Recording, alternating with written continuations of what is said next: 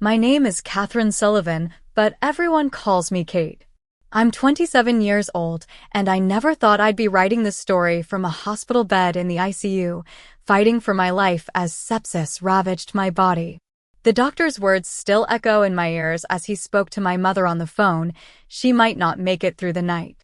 I was barely conscious, but I heard her response clearly. "We can't come now. Adam's graduation party is tonight." That moment changed everything. The letter I left on my empty hospital bed would forever alter my relationship with my family. Let me know where you're watching from. Hit that like and subscribe button and prepare yourself for the story of how I learned my own worth in the face of devastating betrayal. Growing up in the Sullivan household meant understanding my place early on. My brother Adam, 5 years younger than me at 22, was the golden child from the moment my parents brought him home from the hospital. I remember standing on my tiptoes at age 5, trying to peek into his crib, wondering what made this tiny person so special that my parents suddenly had less time for me. As the years passed, the pattern only became more pronounced. My father, Gerald Sullivan, was an attorney who somehow always found time to coach Adam's little league teams despite his busy schedule. "Sorry, Katie," he'd say when I'd remind him about my piano recital that same evening. "Adam needs me at his game. You understand, right?" I always nodded and said I understood, even though I didn't. My mother, Marilyn, was no different. She worked as a real estate agent, and her flexible schedule somehow only flexed for Adam's activities. The year I turned 12, my birthday party was rescheduled 3 times because Adam had swim meets. When the party finally happened, it was a rushed affair in our backyard with just 2 friends who could make it on short notice. Meanwhile, Adam's birthdays were extravagant themed events planned months in advance, with no expense spared. "Your brother needs the encouragement," Mom would explain. "He struggles with confidence, and these celebrations help him feel special." The irony that I might also need to feel special never seemed to cross her mind. Our family photo albums told the story clearer than words ever could. Page after page documented Adam's football games, science fairs, and school plays. I appeared occasionally, usually in group shots, sometimes with half my face cut off at the edge of the frame. When I pointed this out once, my mother seemed genuinely surprised. "Oh, but you've always been so independent, Kate. Adam needs more support." Despite everything, I excelled academically. "We're proud of you," Dad said perfunctorily as he signaled for the check before I'd finished my pasta. "But we should get going. Adam needs his rest before tomorrow." Adam's high school graduation a year later, despite his middle-of-the-class ranking, warranted a catered backyard party with 50 guests. When he got accepted to State University with a partial athletic scholarship, despite his mediocre grades, my parents called everyone we knew. When I was accepted into the prestigious nursing program at Johns Hopkins, my mother's response was, "That's nice, dear. Did you hear Adam might be starting quarterback next season?" Through it all, I kept trying. I called home weekly during college. I sent thoughtful birthday and Christmas gifts. I attended every one of Adam's games I could manage, cheering loudly and taking photos to send to my parents. I told myself that someday they would see me, really see me. Someday they would realize that I deserved their love and attention too. Sarah Johnson, my roommate from nursing school who became my best friend, saw through it all. "Kate, they don't deserve you," she would say after witnessing yet another phone call where my parents cut me short to talk about Adam. "You keep setting yourself on fire to warm people who won't even notice if you burn to ashes." I always defended them. "They love me. They just show it differently. Adam needs more attention than I do." "That's what they've programmed you to believe," Sarah would reply, shaking her head. "Everyone needs to be seen and valued, especially by their parents." Adam himself never helped matters. As he grew older, he seemed to recognize and even exploit the power dynamic. If I was getting any attention, he'd find a way to redirect it to himself. He'd mention an upcoming game or test when I was telling our parents about a difficult patient I'd helped save. He'd call with trivial questions when he knew I was having dinner with them during my rare visits home. Mom always answers when I call, he'd say smugly when I confronted him once. Maybe if you were more interesting, they'd pay attention to you too. His words stung because they played into my deepest insecurities. Still, I persisted in believing. I thought if I just achieved enough, helped enough people, made enough of a difference in the world, my parents would finally notice. They would finally be proud. They would finally love me as much as they loved Adam. I was still waiting for that day when my own medical crisis began. The first symptoms appeared on a Tuesday morning in late November. I woke up with a scratchy throat and slight fever, but I dismissed it as just a minor cold. As an ICU nurse, I was used to working through minor illnesses. The hospital was already short-staffed, and I was leading an important quality improvement project that couldn't wait.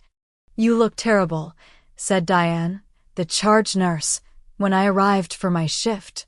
"Just a little cold," I assured her, reaching for the hand sanitizer. "Nothing serious." By Thursday, the little cold had settled deep in my chest. Each breath felt like inhaling broken glass, and my fever hovered around 101 degrees despite regular doses of acetaminophen. Still, I pushed through, taking breaks only to cough violently in the staff bathroom where patients couldn't hear me. Sarah called that evening after her shift at the children's hospital across town. "You sound awful," she said immediately. "It's just a bad cold," I insisted, though I was wrapped in 3 blankets and still shivering. "Kate Sullivan, you're a nurse. Would you let any of your patients ignore symptoms like these?" She had me there. "I'll see someone if it's not better tomorrow," I promised. It wasn't better. It was significantly worse. I woke up Friday morning barely able to breathe, my pajamas soaked with sweat. When I tried to stand, the room spun violently, and I had to grab the nightstand to keep from falling. I managed to call in sick, then collapsed back into bed. Sarah found me there hours later when she used her emergency key after I didn't answer her texts. She took one look at me and called an Uber to take us to the emergency room. The ER doctor, Lisa Martinez, was a former colleague. Her expression grew serious as she listened to my lungs. "Kate, you have pneumonia and it's not mild. Your oxygen saturation is 89%. We need to admit you."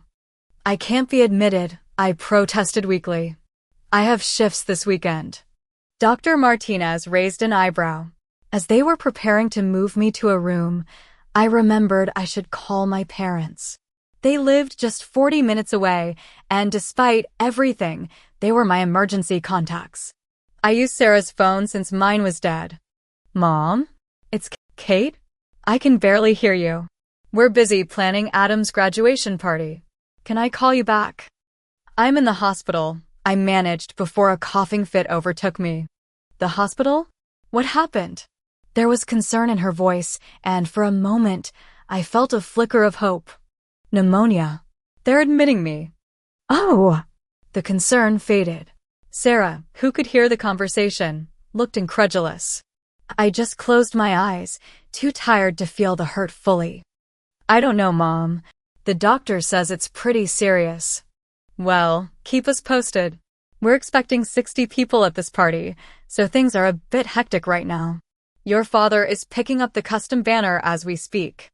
"Okay," I whispered. "I'll keep you posted." Sarah took the phone from my limp hand. "Mrs. Sullivan, Kate is very ill. Her oxygen levels are dangerously low, and they're admitting her immediately.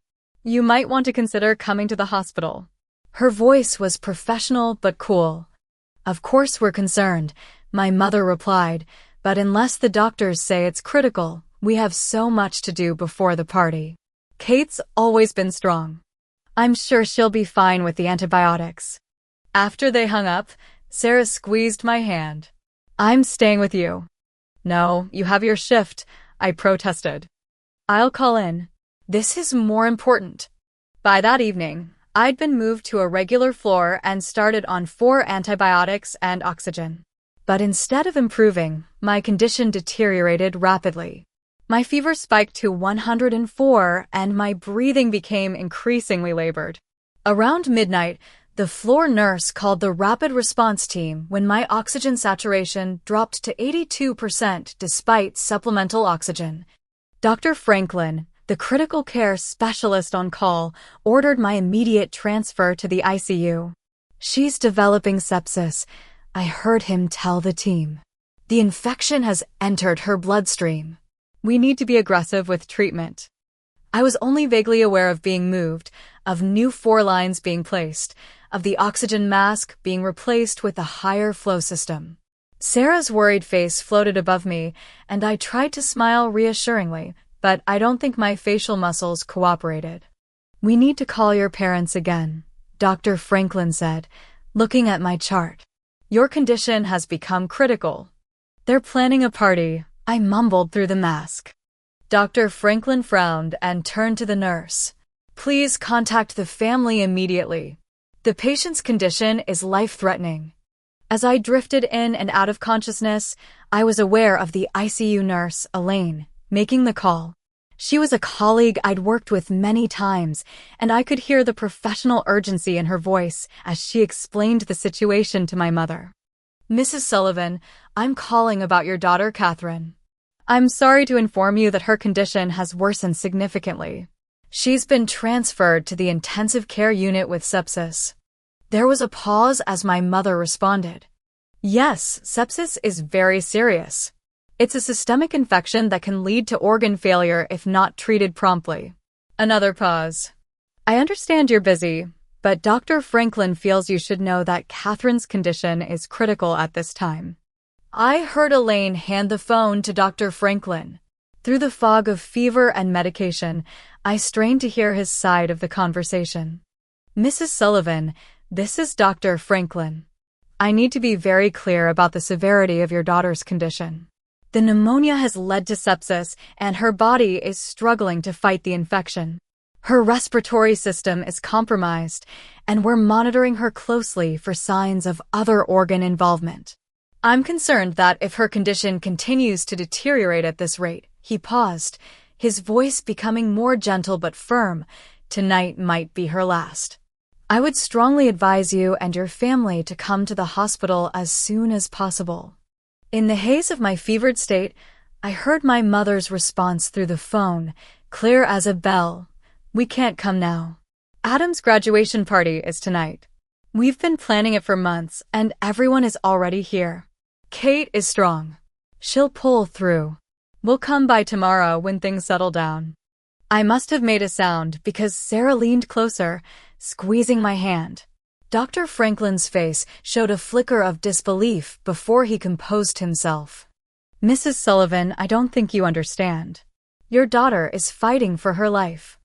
"And I said we'll come tomorrow," my mother replied firmly. "Kate would understand. This is Adam's special night." As the conversation ended, I closed my eyes, a single tear slipping down my cheek. Even now, even when I might be dying, I still wasn't important enough. The betrayal wasn't in learning that I wasn't a priority to my parents.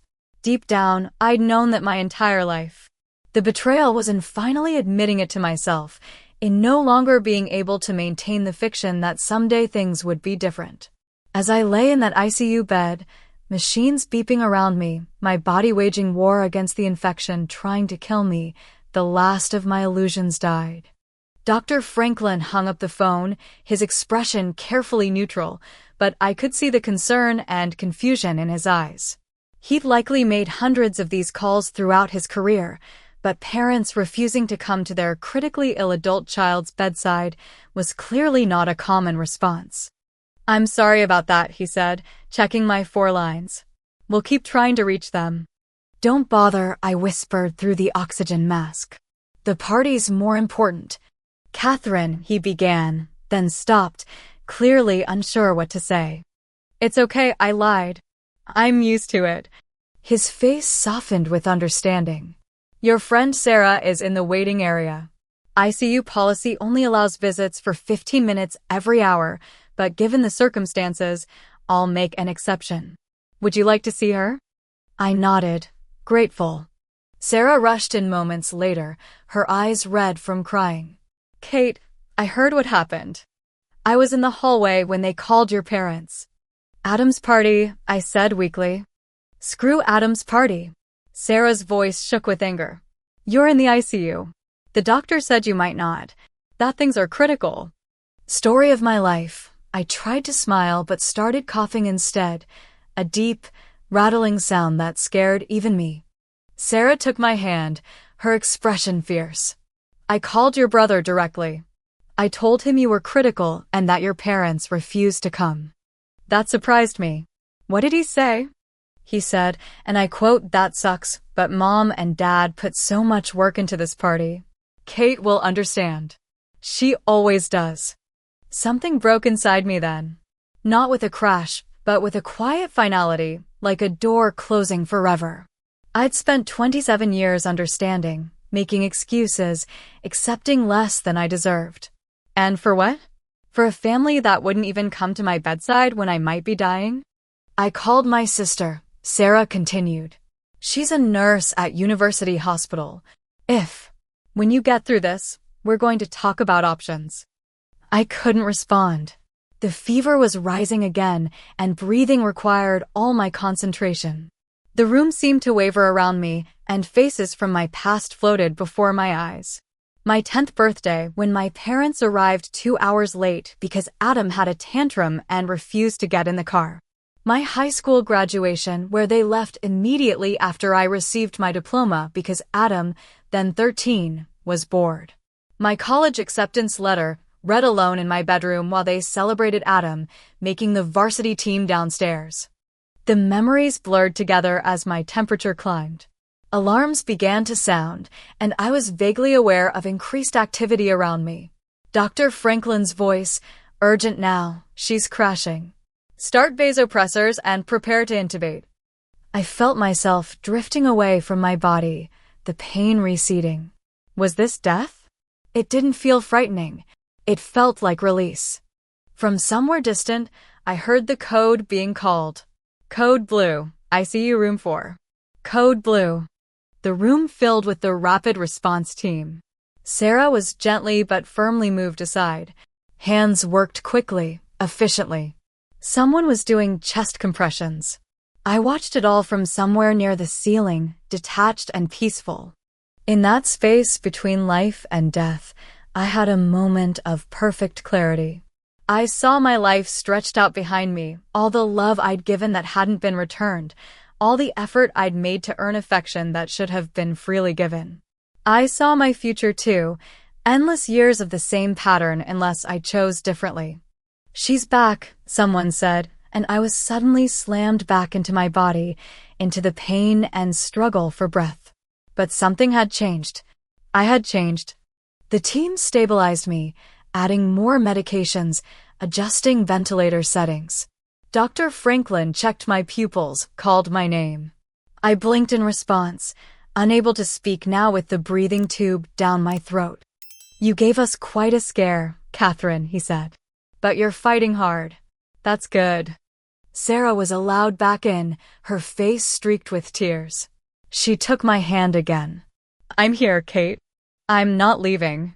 I squeezed her hand weakly, grateful beyond words. While my blood family celebrated at Adam's party, my chosen family sat vigil at my bedside. Sarah made calls, arranged for her shifts to be covered, contacted my supervisor at work. She was the family I needed, the one who showed up. Through the night, my condition remained critical but stable. The antibiotics fought the infection ravaging my body, and the supportive medications kept my organs functioning.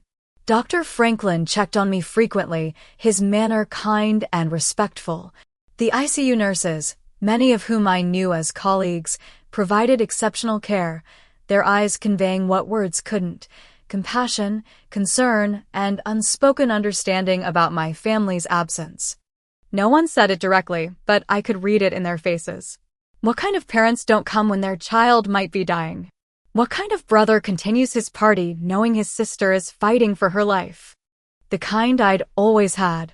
The kind I'd made excuses for my entire life. the kind I no longer had the energy or desire to understand. As dawn broke, in the space between one labored breath and the next, I decided to live. Not just survive this infection, but truly live, on my own terms, for myself. And with that decision came an unexpected sense of peace. The next 48 hours passed in a blur of semi-consciousness, medical interventions, and fevered dreams. When I finally opened my eyes with some clarity on Monday morning, I was surprised to find myself still alive. The breathing tube had been removed, though an oxygen mask remained. My body felt like it had been through a war, every muscle aching, but I was breathing easier. Dr. Franklin stood at the foot of my bed, reviewing my chart. He looked up and smiled when he saw me awake. "Welcome back, Catherine. You had us worried for a while there." "How long?" I managed to rasp. "You've been in the ICU for 3 days. The infection was severe, but you're responding well to the antibiotics now. Your latest blood work shows the sepsis is receding."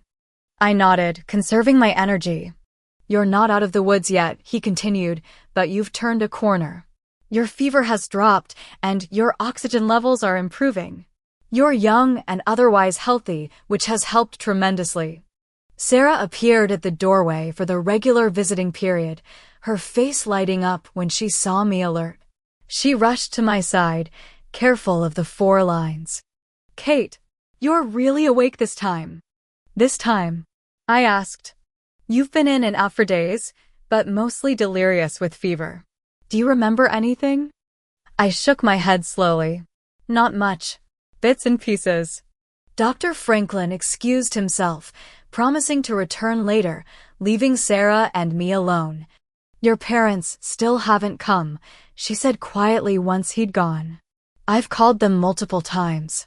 They said they'd come after the party, but then they claimed Adam wasn't feeling well. Then they said they'd come yesterday, but apparently they had to drive some of Adam's friends back to campus." I closed my eyes briefly, absorbing this information. Somehow I wasn't surprised. Disappointed, yes, but not surprised. "Have they called?" Asked about me. Sarah hesitated. "They've called the nurses' station twice for updates. Your mother said they'd try to come today." "Try," I repeated flatly. Sarah pulled out her phone, her expression apologetic. "I thought you should see this. It was posted last night." She held up her screen, showing my brother's Instagram account. There were dozens of photos from his graduation party, including several of my parents beaming beside Adam, glasses raised in celebration. The timestamp showed they'd been posted just hours after I'd coded in the ICU. One caption read, "Family first." The irony wasn't lost on me.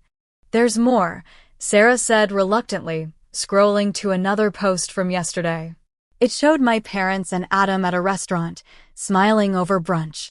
The caption, "Recovery brunch after epic party weekend." Love these two. No mention of a critically ill sister. No indication that anything might be amiss in their perfect family picture. Something crystallized in me then, a clarity I'd never experienced before. All my life, I'd been trying to earn love that should have been freely given. I'd been making excuses for people who consistently showed me I wasn't a priority. I'd been waiting for recognition that was never going to come. "I want to write them a letter," I said suddenly. "A letter?" "Yes. Can you help me?" "I'm still too weak to write it myself." Sarah looked uncertain. "What kind of letter?" "A goodbye letter." Understanding dawned in her eyes. She nodded slowly. "Are you sure?" "More sure than I've ever been about anything." Sarah found a notepad and pen in the bedside drawer. I dictated, pausing frequently to gather my strength and thoughts. The letter wasn't angry or accusatory. It was calm, factual, and final. "Dear Mom, Dad, and Adam, by the time you read this, I will have left the hospital. Dr. Franklin has explained that I nearly died from sepsis. While I was fighting for my life, you chose to celebrate rather than be by my side, even after being told I might not survive the night. This wasn't a single incident, but the culmination of a lifelong pattern. I've spent 27 years accepting being second best, making excuses for your behavior, and hoping someday things would change.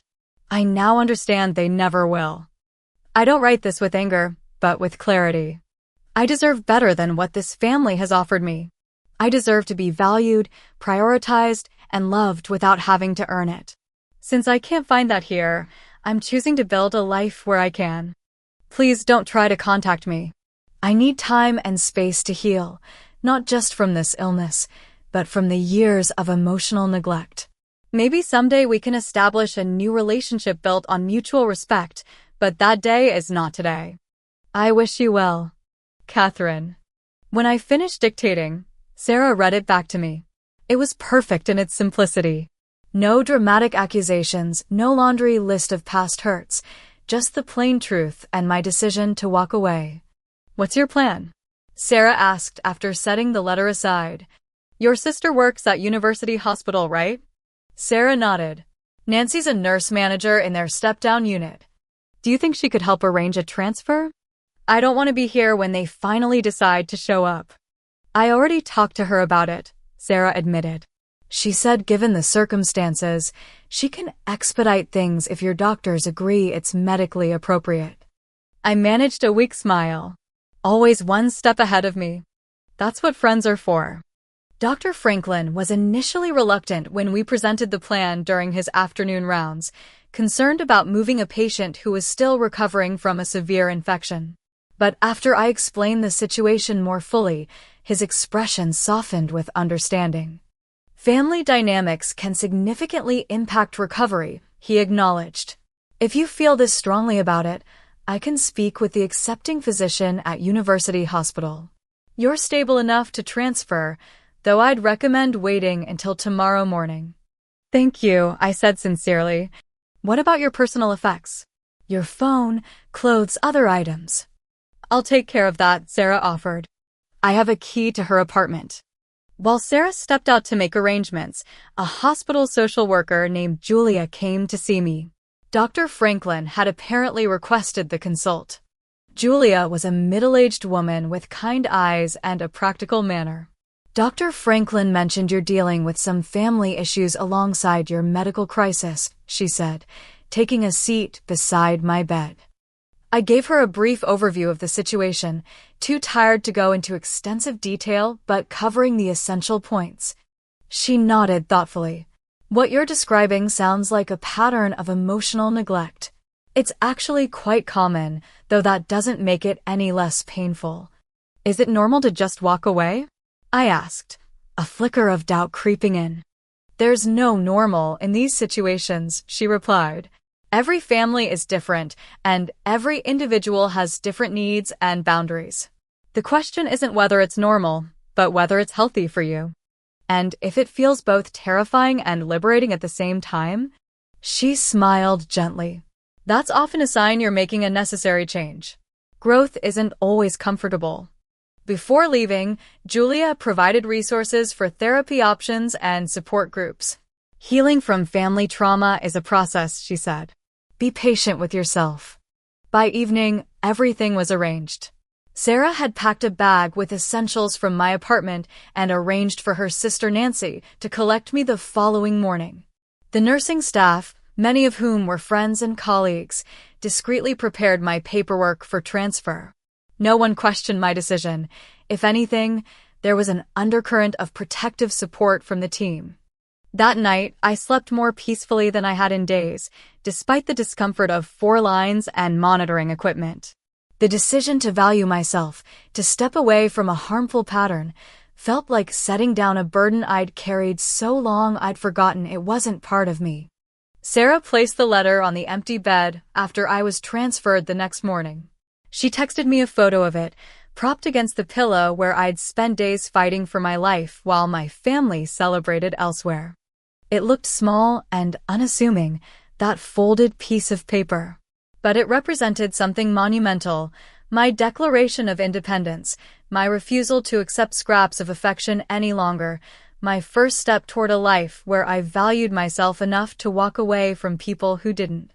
As the transport team wheeled me toward the ambulance that would take me to University Hospital, I didn't look back. There was nothing there I needed anymore. The transfer to University Hospital went smoothly. Nancy, Sarah's sister, was waiting when the ambulance arrived, her kind face so similar to Sarah's that it immediately put me at ease. She'd arranged a private room in the step-down unit and personally oversaw my admission. "We've listed you under a pseudonym in the system," she explained as the transport team settled me into the new bed. "Hospital policy allows it in special circumstances. Only the direct care team will know your real identity." "Thank you," I said, touched by this unexpected protection. Sarah explained everything. Nancy replied simply, "We take care of our own here." Later that afternoon, Sarah texted me a message that made my heart race. They showed up. Nurses say they found the empty bed and the letter. "Your mom started crying. Your dad demanded information." Hospital administration got involved and explained patient privacy laws. "They've been calling your phone nonstop." I disconnected my number that morning and purchased a prepaid phone for essential communications. The thought of my parents frantically trying to reach me produced a complex mix of emotions, a twinge of guilt, a flash of satisfaction, but mostly just weariness. I was too exhausted, physically and emotionally, to derive any pleasure from their distress. "Are you okay?" Sarah texted next. "I think I will be," I replied honestly. The next week passed in a blur of antibiotics, breathing treatments, and gradual recovery. Each day, I grew stronger physically. The infection retreated, my lungs began to clear, and I was able to move around the room with less assistance. The doctors were pleased with my progress, attributing my rapid improvement to my age and otherwise good health. But the physical healing was only part of the journey. As my body recovered, the emotional reality of what I'd done began to sink in. I had walked away from my family of origin. Despite their flaws, despite the pain they'd caused, they were still the people I'd known my entire life. There were moments of doubt, of grief, of wondering if I'd made the right decision. During one such moment, a nurse named Jasmine found me crying silently in my room. "Bad pain day?" she asked, checking my IV. "Not physical pain," I admitted. She nodded understandingly and sat on the edge of the bed. "Nancy mentioned your situation. Family stuff?" "I left them," I said, the words sounding strange aloud. "My entire family." I just walked away. Instead of the judgment I half expected, Jasmine's face showed recognition. "I did the same thing 10 years ago," she said quietly. "Best decision I ever made, but also the hardest." Her admission startled me. "Really? You cut contact with your family?" "With my mother and stepfather, yes. They were not good people." It took me until I was 32 to realize I deserved better. "How did you do it? How did you deal with the guilt and the grief?" "One day at a time," she said. "Found a good therapist. Built a chosen family. Allowed myself to mourn what I never had rather than what I thought I'd lost." She paused. "It gets easier. Not quickly, and not in a straight line, but it does get easier." Jasmine became not just my nurse, but a mentor of sorts during my hospital stay. She checked on me during breaks, brought me books about healing from family trauma, and shared bits of her own journey when appropriate. Her friendship was an unexpected gift in the midst of a difficult transition. Sarah visited daily, bringing items from my apartment and updates from work. She'd spoken to my supervisor, who was horrified by what had happened and assured her my job would be waiting when I recovered. My colleagues had organized a meal train and sent a giant card signed by everyone on the unit. "People care about you, Kate," Sarah reminded me. "Your real family might be smaller than some, but it's solid." By the third day at University Hospital, social media notifications began appearing from mutual friends of Adam's, asking where I was and if I was okay. Apparently, word had spread that something had happened, though the details were unclear. I ignored most messages, but composed a brief, vague response to a few closer friends, taking some time for myself after a health scare. "I'm okay and in good hands." Adam himself finally texted my new number, which Sarah had reluctantly given him after much pleading on his part. Kate, what's going on? Mom and Dad are freaking out. They said you just disappeared from the hospital. Are you okay? His message sounded genuinely concerned, which surprised me. Had he not understood how serious my condition had been? Or had my parents downplayed it to him? After consideration, I sent a brief reply. I'm recovering. I need space right now. His response came quickly. From what? What happened? The letter didn't make sense. I didn't answer. I wasn't ready to explain myself, especially not to someone who had continued partying while I fought for my life. As my condition improved, I began thinking about next steps. I couldn't return to my apartment. It was too close to my parents' home, and I needed a fresh start. During one of Sarah's visits, I broached the subject. Remember that job offer I got from Seattle General 3 months ago? The one I turned down because I didn't want to move away from family.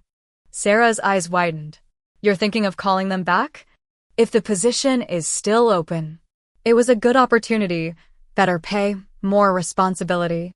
Seattle is pretty far, Sarah said slowly. That's kind of the point, I replied. Clean break, fresh start. I'll miss you like crazy, she admitted, but I think it might be exactly what you need. With Nancy's help, I arranged a video interview from my hospital room. The nurse manager at Seattle General remembered me from the previous interview process and was delighted I'd reconsidered. The position was still open, and after discussing my recent illness and recovery plan, she offered me the job with a flexible start date. We can wait until you're fully recovered, she assured me. The right candidate is worth waiting for. As my discharge date approached, I met with Dr. Marshall, a therapist recommended by Julia from Memorial Hospital. Our first session was conducted in my hospital room, a preliminary meeting to establish rapport before continuing treatment on an outpatient basis. Dr. Marshall was a soft-spoken woman with silver-streaked hair and an attentive manner. Unlike other therapists I'd briefly seen in the past, always quitting before we got too deep into family issues, she didn't seem fazed by my decision to cut contact with my family. You're describing what we call a family of origin versus a family of choice situation, she explained. Some people are fortunate enough to have a family of origin that's healthy and supportive. Others need to create a family of choice to get those needs met. Is it selfish to walk away? I asked, voicing the doubt that still occasionally plagued me. Is it selfish to leave a relationship where you're consistently devalued? Is it selfish to expect basic consideration and respect? Is it selfish to prioritize your well-being when others won't? She let the questions hang in the air. What do you think? I considered her words. When you put it that way, no. It doesn't sound selfish at all. One of the hardest parts of this journey, Dr. Marshall continued, is giving yourself permission to feel anger. Many people in your situation have spent years suppressing that emotion because it wasn't safe or acceptable to express it. But anger is often a healthy response to mistreatment. It tells us when our boundaries have been violated. I'm not sure I know how to be angry, I admitted. I've always been the understanding one, the peacekeeper. That's something we can work on, she assured me. Anger doesn't have to be destructive. It can be a powerful catalyst for positive change. As my discharge date approached, Sarah helped me make practical arrangements.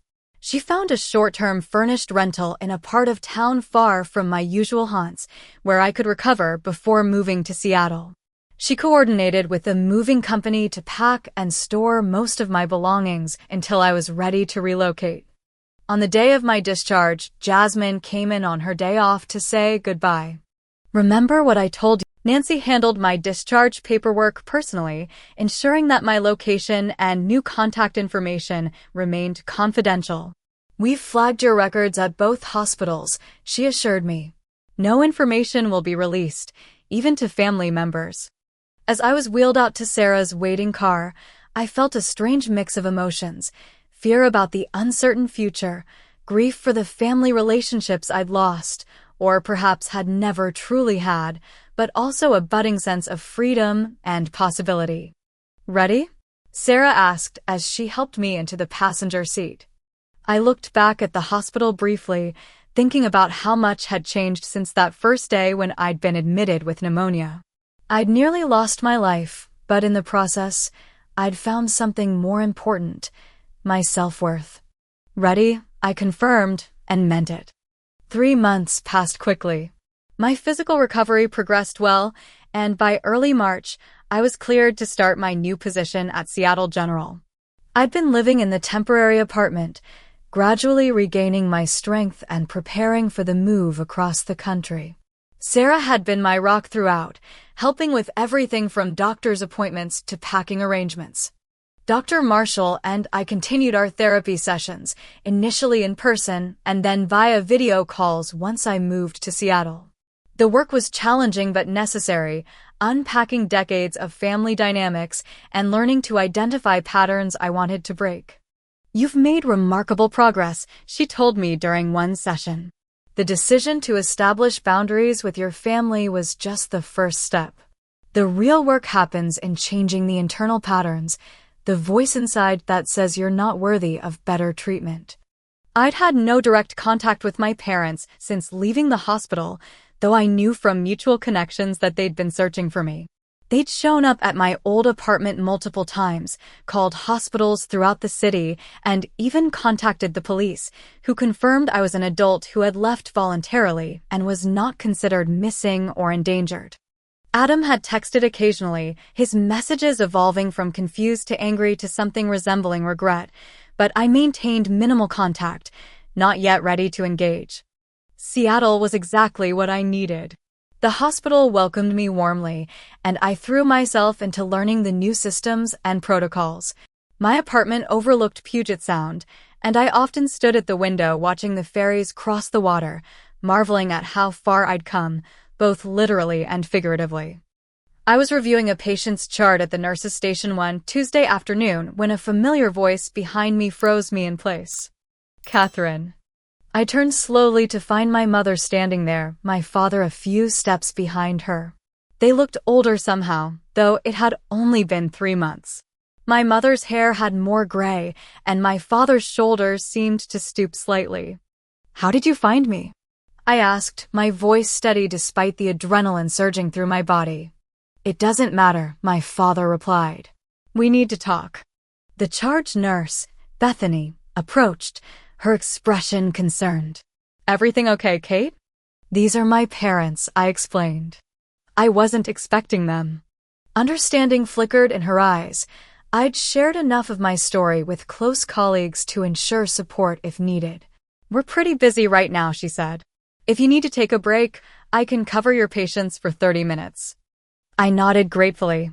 "Let's go to the courtyard," I told my parents. "I have a short break. That's all." The hospital courtyard was quiet that afternoon, a small green space with benches and flowering plants. I led them to a corner away from the main walkways, maintaining professional composure despite the turmoil beneath the surface. "You disappeared," my mother said as soon as we sat down. "Do you have any idea what you put us through?"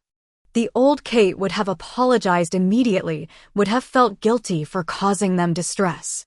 The new Kate took a deep breath and responded calmly. "I left a letter explaining my decision. I needed space to heal, both physically and emotionally." "That letter was ridiculous," my father interjected. "Accusing us of not caring when we've given you everything." "I didn't accuse you of anything," I pointed out. "I simply stated facts. I was critically ill. The doctor told you I might not survive the night, and you chose to attend Adam's party instead." "It wasn't just any party," my mother protested. "It was his graduation celebration. We'd been planning it for months." And the doctor was clearly exaggerating. "You're fine now." "I'm fine now because I survived septic shock, which has a mortality rate of up to 50%. I coded in the ICU. My heart stopped. And while the medical team was resuscitating me, you were posting family photos on Instagram with the hashtag #FamilyFirst. My mother's face crumpled. "That's not fair. We didn't know how serious it was."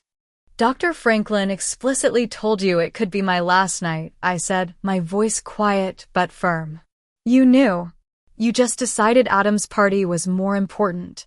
Now wait a minute, my father began, his voice rising. No, I interrupted, surprising all of us with my firmness. I waited my entire life for you to see me, to value me even half as much as you value Adam. I'm done waiting. I'm done making myself small. I'm done accepting less than I deserve. So you just cut us off? 27 years of family, and you throw it away over one misunderstanding. My father's face was flushed with anger. It wasn't one misunderstanding. It was the final example of a lifelong pattern. A pattern I finally had the clarity to recognize and the courage to walk away from. What pattern? My mother demanded. We've always loved you. You've always loved the idea of me, I corrected.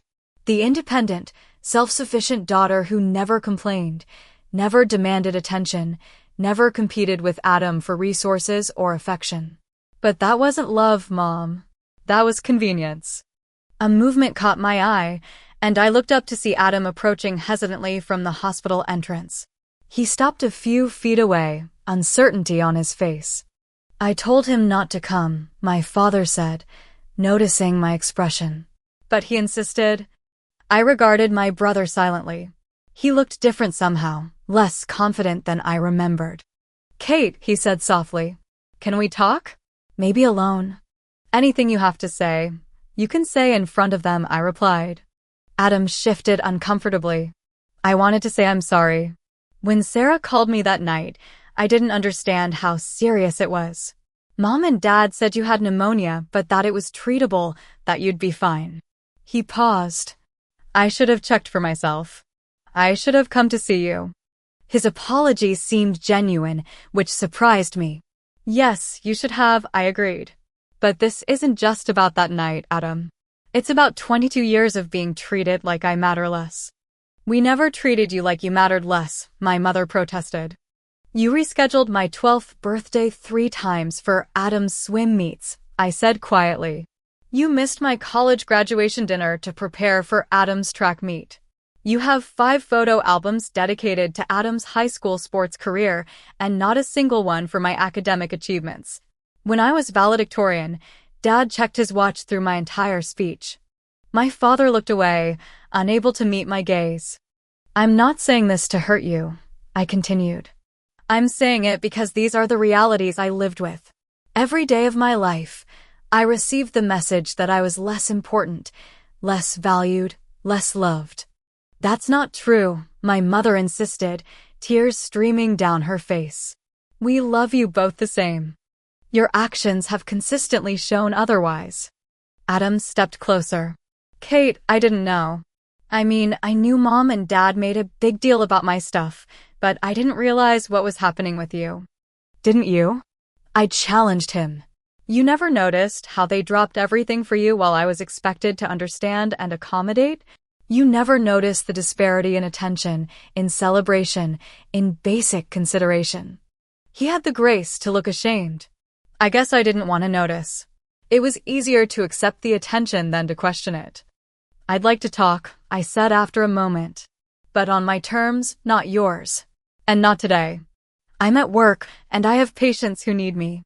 When my father asked, his anger now tempered with something like fear. The realization that I was serious, that I wasn't going to fold as I always had in the past, was finally sinking in. I'll contact you, I said. Give me your number, Adam. I'll text you when I'm ready. My brother quickly wrote his number on a slip of paper. I really am sorry, Kate. I nodded acknowledgement but made no promises. This is ridiculous, my father said, standing. We flew across the country to find you, and you're sending us away? Yes, I said simply, because for the first time in my life, I'm prioritizing my needs over your expectations. My break is almost over. I need to get back to my patients. My mother reached for my hand, but I gently stepped back. Catherine, please. We're your family. Family is supposed to show up when it matters, I replied. You didn't. Now I need you to respect my boundaries and give me the space I've asked for. I turned and walked back toward the hospital entrance, half expecting them to follow or call after me, but they didn't. Bethany was waiting just inside the door, concern evident on her face. "You okay?" she asked. I took a deep breath, assessing myself. My hands were steady, my thoughts clear. The confrontation I dreaded for months had happened, and I'd maintained my boundaries. I hadn't collapsed into apologies or been swayed by guilt. I'd spoken my truth calmly and clearly. "Actually," I said, surprised to find it was true. "I think I am." 2 days later, I met Adam alone at a coffee shop near my apartment. Sarah insisted on coming along and sat at a nearby table, close enough to intervene if needed, but giving us privacy to talk. "I've been doing a lot of thinking," Adam said after we'd settled with our drinks. "About what you said, about growing up. I want you to know I didn't intentionally take advantage of the situation." "I believe you," I said, and found that I did. "You were a child too. It wasn't your responsibility to correct our parents' behavior. Still, once I was old enough to see it, I should have said something. Done something." He looked down at his coffee. "The truth is, I liked being the favorite. It was easier to just accept it than to question why they treated us so differently." His honesty was refreshing. "Why did you come to Seattle, Adam?" "Really?" "To apologize. To try to understand. When you disappeared from the hospital, it scared me. It made me realize I might lose my sister forever, and I didn't want that." He paused. "Mom and Dad are a mess, you know. They don't understand what happened or why you left." I explained why in my letter. "They don't get it. They keep saying they've always loved you, that you're being overly sensitive." I wasn't surprised. That's called gaslighting. They're trying to make me doubt my own experiences and feelings. Adam looked thoughtful. "I never saw it that way before. But now that you mention it, they do that a lot, don't they? Make it seem like the problem is with the person who's upset, not with what they did." "It's a classic pattern in families with favoritism," I explained. "The dynamics are so normalized that when someone finally objects, they're labeled as the problem." We talked for nearly 2 hours, covering ground we'd never explored before. Adam shared his perspective on our childhood, acknowledging the preferential treatment he'd received while admitting he'd been oblivious to much of its impact on me. I shared more about the hospital experience, the clarity it had brought, and my decision to build a life centered on self-respect. "I don't hate them, Adam," I said as our conversation wound down. "I'm not even angry anymore, not really. I'm just clear about what's healthy for me moving forward." "Will you ever talk to them again?" he asked. "Maybe, but not until they can acknowledge the pattern and show genuine willingness to change. And even then, it would be a different kind of relationship, with firm boundaries." "And me?" he asked, vulnerability clear in his expression. "Is there a place for me in your new life?" I considered the question carefully. "I think there could be. If we both commit to building a relationship based on mutual respect, separate from our parents' influence." Adam nodded, hope lighting his features. "I'd like that." As we parted, he hugged me awkwardly, probably the first genuine embrace we'd shared in years. "I'm proud of you, Kate," he said, "for standing up for yourself, for building a life you deserve." Coming from anyone else, the words might have seemed trite. Coming from Adam, they felt like the beginning of something new, something healthier. My parents left Seattle the next day without seeing me again. Adam told me they were hurt and angry, but also, perhaps, beginning to realize I was serious about my boundaries. It wasn't the dramatic resolution of a movie, with tearful reconciliations and instant understanding. It was messy and unfinished, as real family situations usually are. But I had said my piece. I had stood my ground. I had prioritized my well-being. And in doing so, I had taken another crucial step toward healing. 1 year after my life-threatening illness and the profound changes it catalyzed, I stood at the window of my Seattle apartment, watching the sunset paint the sky in shades of pink and gold. At 38, I was fully recovered physically and thriving in my career as an ICU nurse educator at Seattle General. The woman reflected in the glass looked stronger, more confident than the one who had nearly died in that hospital bed 12 months ago. The journey hadn't been easy. There were days of doubt, nights of grief, moments when the weight of family estrangement felt almost unbearable.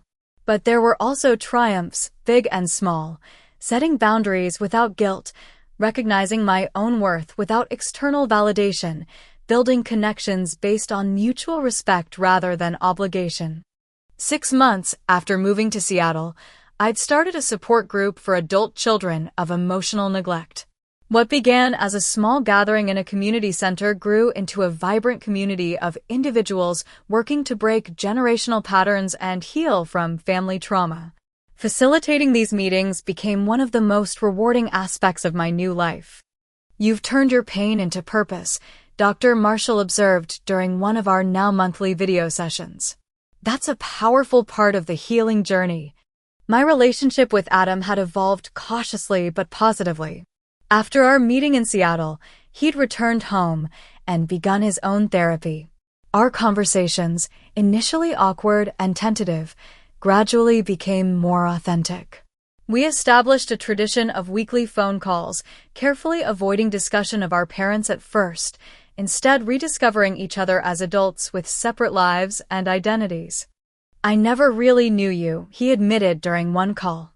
"I saw you through the lens our parents created, not as you actually were." "I did the same with you," I acknowledged. "I resented the golden child without seeing the pressure that role put on you." For months after our Seattle meeting, Adam made a decision that shocked our parents. He moved across the country to attend graduate school, intentionally creating distance to establish his own identity separate from family expectations. "I need to figure out who I am without them defining my worth," he told me, echoing my own journey in a way that felt both surprising and affirming. My parents' response to my continued boundaries had evolved in stages: initial anger and denial, followed by attempts to minimize the issues, then periodic overtures ranging from guilt-inducing to surprisingly reflective. For the first 6 months, I maintained complete no contact, focusing on my own healing. Their early messages, forwarded through Adam, were predictable. "She's always been too sensitive. We gave her everything. After all we've done for her, this is how she repays us." The turning point came at Christmas, 7 months after I'd left that letter on the hospital bed. My mother sent an email directly to my new address, obtained from Adam with my permission. "Catherine, the holidays make your absence even more painful. I've been thinking about what you said in the hospital courtyard. About feeling less valued, less important than Adam. My first instinct was to deny it, to list all the things we did for you, all the sacrifices we made. But I've been talking to someone, a counselor. She suggested I try to listen to your experience without defending or explaining. It's the hardest thing I've ever done. Looking back through your eyes has been painful and humbling. I don't expect this one letter to fix anything. I don't even expect a response. I just wanted you to know I'm trying to understand. Whether we ever rebuild our relationship is up to you. I will respect whatever decision you make. Love. Mom." The email wasn't perfect. There was no explicit acknowledgement of specific behaviors or patterns, but it was the first time my mother had ever indicated willingness to consider my perspective as valid, and that felt significant.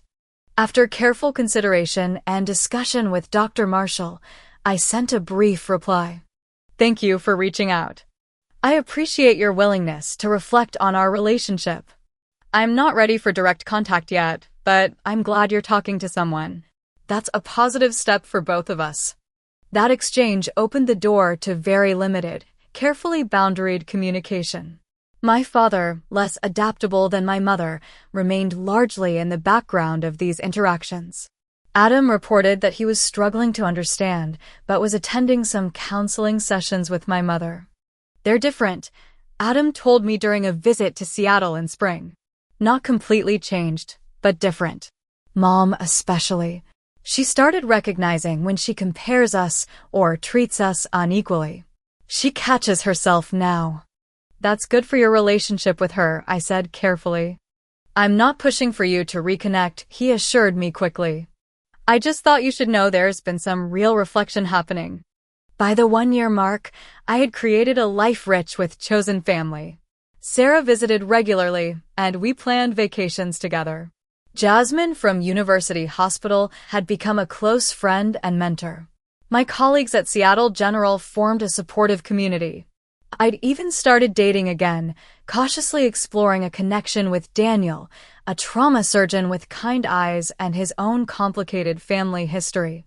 When I reflected on my near-death experience now, I recognized it as the catalyst that forced me to confront patterns I'd normalized my entire life. In that space between life and death, I'd glimpsed a truth that transformed my approach to living. Self-worth isn't earned through others' approval but claimed through self-advocacy and boundaries. The most profound lesson came not from the dramatic moment of leaving my family, but from the daily practice of valuing myself enough to maintain that decision despite discomfort, doubt, and societal pressure to forgive and forget, regardless of whether genuine change had occurred. Forgiveness isn't about pretending the hurt never happened, I explained to a new member of the support group. It's about releasing the power that hurt has over you. Sometimes that means reconciliation, but often it means accepting that the relationship cannot provide what you need and choosing your well-being instead. On the anniversary of my hospitalization, I received another email from my mother. Attached was a photo I'd never seen before, me at my college graduation, caught in a moment of pure joy as I moved my tassel from one side of the cap to the other. The message was simple. I found this while digitizing old photos. I don't remember who took it, but I thought you might want it. You look so proud and happy. You had every right to be. There are other photos too, if you'd ever like to see them. It turns out we have more than I remembered. It wasn't an explicit apology, but it was an acknowledgement of one of the specific examples I'd cited in the courtyard confrontation, the lack of documentation and celebration of my achievements. It felt like a small but meaningful step. After consideration, I replied with a simple thank you and a recent photo of myself at a nursing conference where I'd presented research, opening the door a crack, but maintaining the boundaries that had become essential to my well-being. For my 30th birthday, I hosted a celebration with my chosen family. Sarah and her husband flew in from back east. Jasmine and her partner attended. Colleagues from the hospital came, and Adam made the trip as well. It was perhaps the first birthday I'd ever had that felt truly celebratory, centered around me without apology or qualification. As we gathered around a bonfire on the beach after dinner, Daniel beside me and friends surrounding us, I found myself filled with unexpected peace. The family I'd been born into had never been able to provide the validation and support I needed, but the family I'd chosen offered those things abundantly. To Kate, Sarah toasted, raising her glass, who taught us all that courage sometimes looks like walking away, that family is defined by actions not blood, and that it's never too late to demand the respect you deserve. As glasses clinked and smiles shone in the firelight, I realized that healing isn't a destination, but a continuing journey. The pain hadn't disappeared entirely. There were still moments of grief for what should have been, what could have been. But those moments no longer defined me or my choices. What about you? I asked, turning to the camera to address you directly. Have you ever had to walk away from a relationship that wasn't serving you? How did you find the courage to prioritize your own well-being? Share your experiences in the comments below. Your story might be exactly what someone else needs to hear today. Don't forget to like and subscribe if this resonated with you, and remember, sometimes the bravest thing you can do is put yourself first. Thank you for listening to my story, and I wish you strength on your own journey of self-discovery and healing.